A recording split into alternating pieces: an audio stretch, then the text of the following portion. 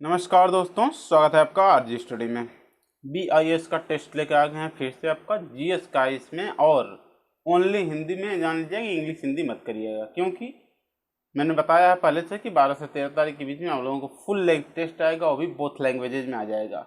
कुछ sir busy चल रहे हैं थोड़ा सा, जैसे ही आ जाएगा फिर उसके बाद रेगुलर आप लोगों को 1 महीने तक अच्छे से तैयारी करवाया जाएगा। 8 नवंबर को पेपर है, आप सभी लोग जानते हैं। वहाँ तक आप लोगों को पूरी तरीके से सिलेबस कंप्लीट कराया जाएगा। ये भरोसा रखिए, आप लोग विश्वास करिए आरजी स्टडी पर और हमारे पर। देखिए, यहाँ पे आपको जो भी PDF पाना है या तो कोई भी नया इवेंट हो रहा है तो उसका जो है तुरंत मैं सेंड कर दे रहा हूँ पिक। कहाँ पे? टेलीग्राम पे। तो टेलीग्राम पे जुड़ जाइए। बाकी कोई भी डाउट हो, कोई भी कुछ भी आपको कहना है, सुनना है, तो कमेंट बॉक्स खुला है। और कमेंट बॉक्स में नहीं करते हैं आप, हमारे जीमेल आईडी पर भी, जो कि डिस्क्रिप्शन में दिया गया है, उस पर भी आप हमें कर सकते हैं। ठीक है, बात कर सकते हैं हमसे आप। आज का क्वेश्चन शुरू करते हैं। पहला क्वेश्चन है कि गहिरा माथा अभ्यारण्य उड़ीसा में किसके लिए एकमात्र अभ्यारण्य है? तो किसके लिए एकमात्र अभ्यारण्य है, ये हमें बताना है। काफ़ी इंपॉर्टेंट क्वेश्चन है। क्या? काफ़ी इंपॉर्टेंट क्वेश्चन है। ओलिव रिडले कछुओं के लिए। क्या? ओलिव रिडले जो है, कछुए जो है ना, कछुए टर्टल, उसके लिए काफ़ी इंपॉर्टेंट होता है। ठीक, ये जान लीजिए। अब दूसरा question, Chamera hydro electric project किस राज्य में स्थित है? तो चमेरा हाइड्रो इलेक्ट्रिक प्रोजेक्ट जो है आपका किस राज्य में स्थित है? ये हो जाएगा आपका हिमाचल प्रदेश में। कहाँ पे? हिमाचल प्रदेश में। और हिमाचल प्रदेश की 2 राजधानियां हैं, कौन कौन से हैं आप हमें कमेंट बॉक्स में जरूर बताएं। ठीक, चलिए, इससे रिवीजन होगा। जो बताएगा कल उसका नाम लिया जाएगा। अगला क्वेश्चन कि कोथान दारमा स्वामी मंदिर में नवनिर्मित 64 फुट की विश्वरूप महाविष्णु की प्रतिमा किस शहर में स्थापित की जानी प्रस्तावित है? कहाँ प्रस्तावित है? यह 64 फीट की आपकी विश्वरूप महाविष्णु की प्रतिमा, मूर्ति आपका जो, ठीक है, कहाँ पे करने हैं? बेंगलुरु में। कहाँ पे? बेंगलुरु में। ठीक, चलिए अगला चलेंगे। इसका वजन जो है 300 टन है। क्या? 300 टन है। आगे क्वेश्चन देखेंगे यदि तो हम लोग देखिए, जून 2014 में शुरू की गई परियोजना मौसम डैश की एक पहल है। तो मौसम किसकी पहल है? करंट अफेयर के लिए आप लोग चिंता मत कीजिए, करंट अफेयर नहीं, GS में आ जाएगा वाला क्वेश्चन 29 नंबर। करंट अफेयर आप लोगों को चिंता करने की जरूरत नहीं है, क्योंकि मैं आप लोगों को पहले ही बता चुका हूँ। मेरा हर जो भी मैं तैयारी करवाता हूँ उसके लास्ट में आपको 7 से 8 वीडियो में छोटा छोटा वीडियो रहता है। 1000 लगभग MCQ करा देता हूँ, जो कि सभी कवर कर लेता है पीछे के लगभग आपका 8 से 9 महीने का करंट अफेयर। ठीक, और कोई भी एग्जाम हो उतना में पूछता है, और रिलेवेंट भी रहता है, हर बार एग्जाम में आता भी है वहीं से। ठीक, चलिए अगला क्वेश्चन यहाँ पे है कि जून 2014 में शुरू की गई परियोजना मौसम डैश की एक पहल है। किसकी एक पहल है? यहाँ पर हो जाएगा संस्कृति मंत्रालय की। किसकी? संस्कृति मंत्रालय की। आगे, गुप्त काल के दौरान सोने के सिक्कों को निम्न नाम से जाना जाता था। The period of the Gupta's. 30 का हो जाएगा 4 दिनारस, या दिनार के नाम से। किसके नाम से? दिनार के नाम से जाना जाता था। ठीक है, आगे चलेंगे 31 नंबर क्वेश्चन में। तो किस नदी को नर्मदा की हैंडमेड के रूप में जाना जाता है? आपका हो जाएगा 31 का ताप्ती। क्या? ताप्ती। ताप्ती है पश्चिम की ओर बहती है। ताप्ती और नर्मदा दोनों, लूनी भी बहती है, साबरमती भी, और माही, ये सब सभी क्या हैं? पश्चिम में बहती हैं। चलिए, माही को छोड़कर आगे, विकेट कीपर का हेलमेट जमीन पर रखा हुआ है और बल्लेबाज के शॉट से निकली बॉल हेलमेट पर जा लगी। ऐसा होने के कारण बैटिंग टीम को कितने पेनाल्टी रन दिए जाते हैं, ये बताना है। काफ़ी इंपॉर्टेंट है और प्रैक्टिकल भी है। जो लोग देखते होंगे वो लोग जानते होंगे आराम से। उनको 5 रन दिया जाएगा, 1 चौका और 1 रन एक्स्ट्रा दिया जाता है दौड़ने के लिए। आपको हो जाएगा 5 रन उन लोगों को मिलता है टोटल। ठीक है, चलिए आगे। वित्त वर्ष 2018-19 में निम्नलिखित में से कौन सी कंपनी भारत की सबसे अधिक लाभदायक सार्वजनिक क्षेत्र की कंपनी बन गई है? कौन हो जाएगी आपके यहाँ पे? तो Bharat petroleum oil and natural gas corporation, NTPC limited, Indian oil corporation. तो यहाँ पे क्या हो जाएगा हम लोगों का आंसर? ये हो जाएगा आपका 33 का 2। Oil and natural gas corporation, ठीक, ONGC, ONGC। चलिए, ये इंपॉर्टेंट क्वेश्चन था, आगे चलते हैं। चट्टान अनुक्रमण के विवरण और उनके सामान्य समय मापकरण के संदर्भ में व्याख्या से संबंधित वैज्ञानिक अनुशासन को क्या कहा जाता है? ये क्या कहा जाता है? तो 34 का हो जाएगा दो स्तरित शैल विज्ञान। क्या? स्तरित शैल विज्ञान। आगे चलेंगे यदि तो हो जाएगा आपका मार्च 2019 में निम्नलिखित में से किस संगठन के अध्यक्ष के रूप में के गोविंदराज के सर्वसम्मति से पुनः चुना गया था? किसे चुना गया था? तो आपको 35 का एक वन, जिसे बोलते हैं बास्केटबॉल फेडरेशन ऑफ इंडिया, या बास्केटबॉल फेडरेशन ऑफ इंडिया। आगे चलेंगे, भारत की सबसे बड़ी झील वेम्बनाड झील देश के किस राज्य में स्थित है?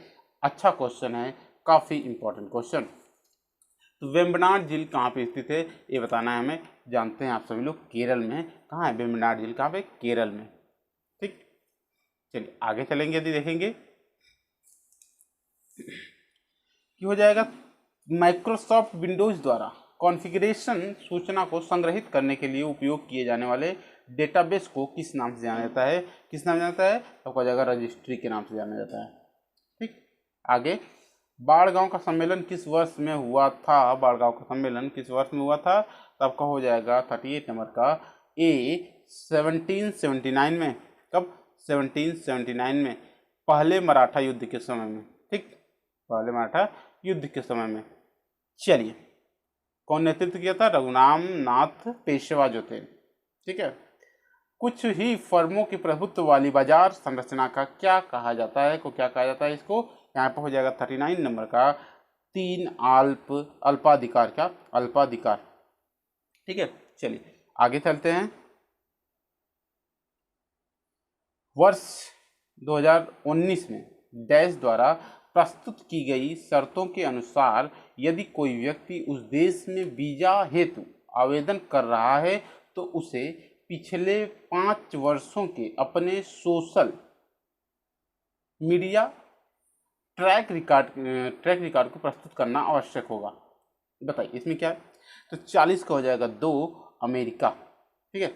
चलिए आगे है मई 2019 में डैश को लैंगिक समानता और महिला सशक्तिकरण के लिए संसाधन प्रबंधन स्थिरता और भागीदारी